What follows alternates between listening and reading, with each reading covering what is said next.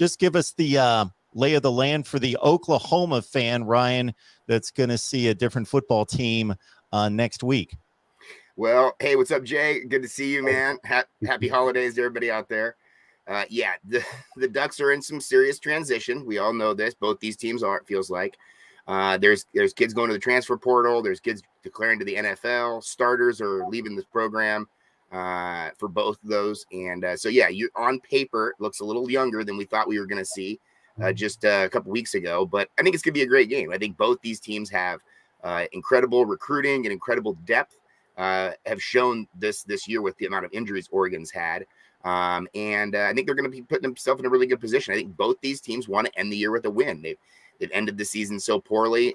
Both these teams had high expectations, and now we find ourselves in the Alamo Bowl. In any other given year, it feels like the Alamo Bowl is a great bowl. This matchup, any other year, feels like it's a great matchup. I mean, this could be a CFP matchup. It just feels like this year for both these teams, it's a little bit of a downer coming from where the highs that you were in just a month or so ago. To where you're at right now. But I do think Oregon's got a good shot in this one. It's all about if they can score points on offense. I think Oklahoma's going to score on Oregon. It's just whether or not Oregon can score on Oklahoma. Yeah, Ryan, I mean, I just echo a lot of that from the Oklahoma side as well. To your point, you know, it's a little bit of a disappointing ending to where both of these teams thought that they would be. I mean, particularly from the Oklahoma side, I mean, a lot of people thought this could be the best Oklahoma team that they've had in 10, 12 years, and it really just didn't manifest itself on the field, whether that be, Riley had one foot out the door, halfway through the year, whatever it might have been, they just weren't as productive. I think on the offensive line was a bit of a, one of the biggest disappointments overall in this team, just really not at the level that they've been over the last few years. And I think, one thing that you mentioned, a lot of kids either opting out or hitting the transfer portal. Oklahoma's got 4 players on defense that have opted out, in terms of early entrances into the NFL. They've got 3 or 4 on the offensive side that have hit the transfer portal. Jaden Hazelwood's probably the biggest name, has moved on to Arkansas already. Spencer Rattler and Austin Stogner from a backup quarterback, and then the starting tight end perspective have moved on to South Carolina. So yeah, it's a little bit of a just to see some of these younger kids see what they can do and see their level of preparedness and level of just readiness to go. And I think, one thing, it's always me and Mark were talking, it's always interesting the mindset coming into these bowl games. Do teams like how much do they really care about being there? I mean, exactly to your point, when expectations were maybe higher, whether it be Sugar Bowl, Rose Bowl for the Oregon side or a CFP game. So I think, the mindset, especially with an interim coach on both sides of this, is very intriguing, as much as anything in terms of that matchup. And Oklahoma's got obviously Bob Stoops coming back to coach this game, and then they've got some they've got some coordinators who typically don't coordinate. Brian Odom's coming back for Oklahoma to call the plays and to be the defensive coordinator in this game, and then he'll go back to USC afterwards. So it's an interesting dynamic that you don't see a whole lot. So I'm really looking forward to the game, and I think it'll be a great one. Yeah, I agree. I think we're dealing with this very similar situation where you had basically when Cristobal left, Rob Mullins, the AD, had a conversation with the entire staff and basically said, okay, nobody's leaving. You guys are going to have to stay here throughout the bowl game. These guys want their money as well, right? All those extra little stipulations in the contract are if you coach the bowl game, right? So I think there's incentive to be there. I was pretty impressed though, because this staff had a lot of guys leave. I mean, Ken Wilson, linebacker coach, become the Nevada coach. Offensive coordinator Joe Moorhead takes the Akron job. Tim DeRuyter is going to Texas Tech to be the defensive coordinator, and all these guys are on staff right now, staying in Eugene, coaching out throughout this whole thing. Mara's the only guy that left. So I think it's going to be an interesting thing going forward to see exactly what you get with this team. I do think you're going to see a team that once they put the helmets on, once they put the pads on, kids are going to get fired up and ready to play. Maybe 2 weeks out, maybe there's a little bit of a malaise hanging over both these programs. But I think once the ball gets kicked off and everything gets strapped up, I think it'll be a pretty exciting game. You would think so. The Alamo Bowl's always a highly rated game on television. It's always a top 7 or 8 rated bowl game, something in that range. And as I make the comment all the time when bowl games get disparaged to a certain extent, hey, it's the only game in town on that particular date and time, and College Football Nation is going to be watching. People love to watch bowl games during the holidays. So, hey, if you don't want to, either one of these teams or programs can look back upon a number of situations, but most closely connected to Oklahoma would be the Cotton Bowl situation with Florida. And that is just a bad look. It's one thing when a North Carolina goes to the Orange Bowl last year without 2,000-yard rushers, its top 2 receivers, its best defensive player, and Mac Brown still prepares the team, doesn't whine and complain about it, says we're going to prepare for a football game and give it our best, and they gave it a great shot. They still lost, but they played a top 5 team, Texas A&M, down to the last couple minutes. Mm-hmm. Great showing on a big stage, versus you contrast that with Dan Mullen basically bailing on his team, kind of disconnecting himself from his team and saying, well, that's really not our football team. And then it just showed on the field, the attitude and the personnel groupings and all of it. And then it just becomes a bad look on a major stage. And for Florida football, it became something that added on to the stockpile of Dan Mullen issues that carried it through the offseason, because it's obviously the last impression, and it's a big one on a big stage, regardless of people putting an exhibition type tag on it. It's watched by a lot of people, and it added on to the Florida football environment from a negative standpoint. And we see where we are a year later there. Yeah, I agree. I'm sorry to jump in there, Jay. I think this is a huge game for both these teams going into next year. I think Oklahoma and Oregon both see this as a real springboard for that next year's season. What would you think, Jay?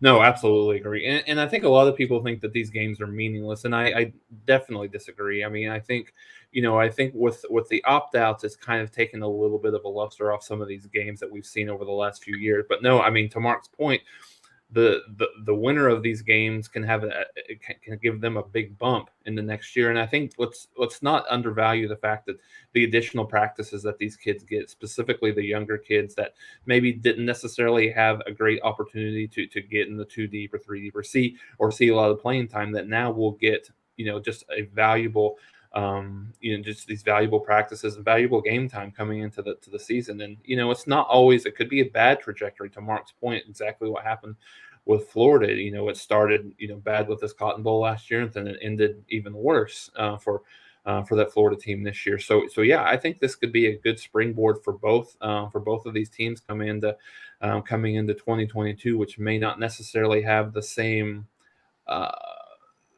optimistic outlook that they had the beginning of this year. So I think it gives them a good springboard into next year and seeing exactly what both of these programs could be in 2022.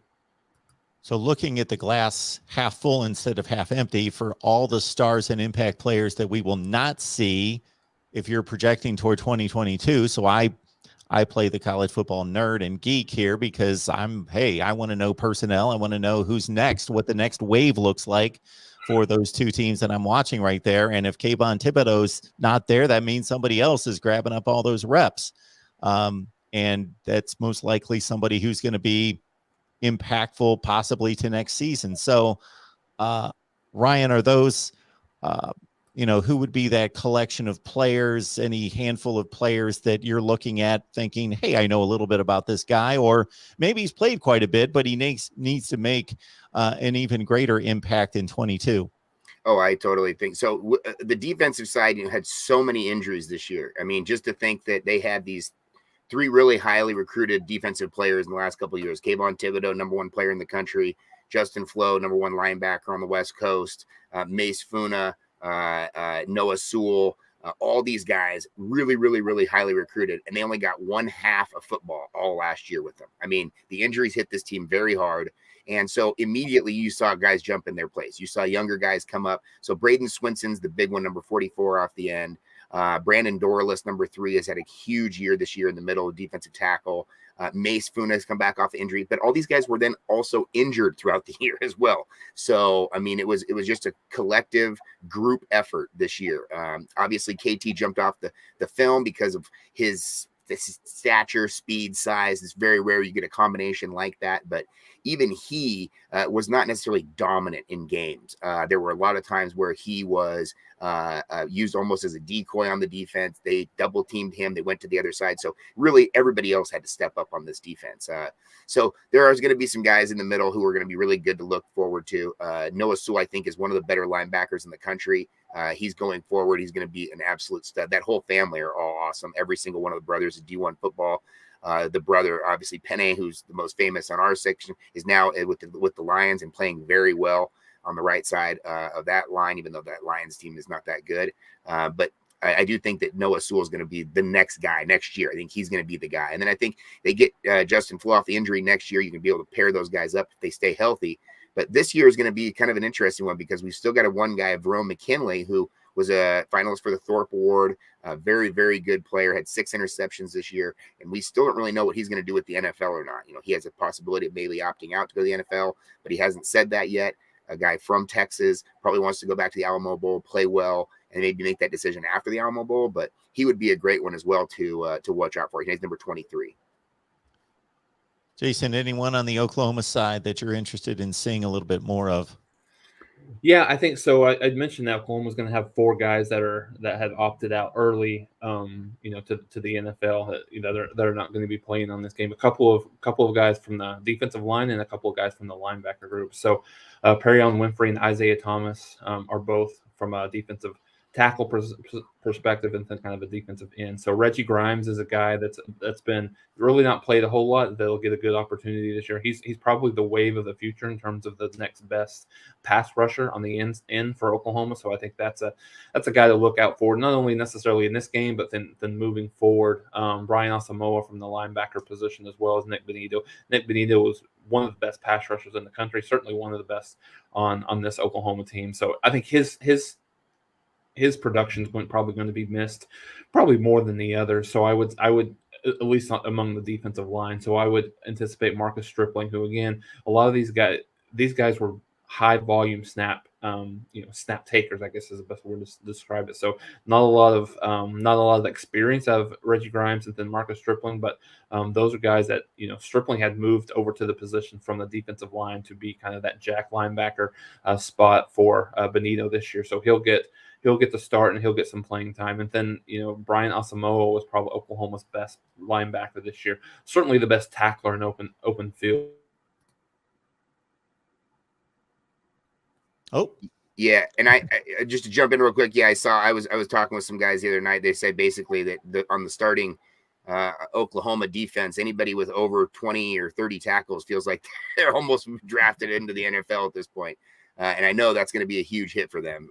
Oregon maybe could be able to run the ball against them a little bit. We don't know. But yeah, these are 2 teams that are now, with the amount of talent they have on their roster, the future is going to this is going to happen. This is the future, obviously. If you don't get to that top end bowl, most of those guys are not going to play. They're all going to opt out. Yeah, and I think that's why, for me, it was pretty refreshing to see Matt Corral's commentary about, about playing in their bowl game. He had mentioned, he felt like his team, believed in him, and he didn't even think twice about it. He's a guy that's probably going to be one of the first couple of quarterbacks taken in the draft this year at the quarterback position, and he talked about how much he felt like it would be owed not only to that team but the coaching staff, the organization, just in general. So I think that's a fresh look at it that we really don't see that too much in a guy that's probably, I don't know, Marky, maybe you follow it more than I do, but just definitely one of the top quarterbacks in this upcoming draft. Absolutely.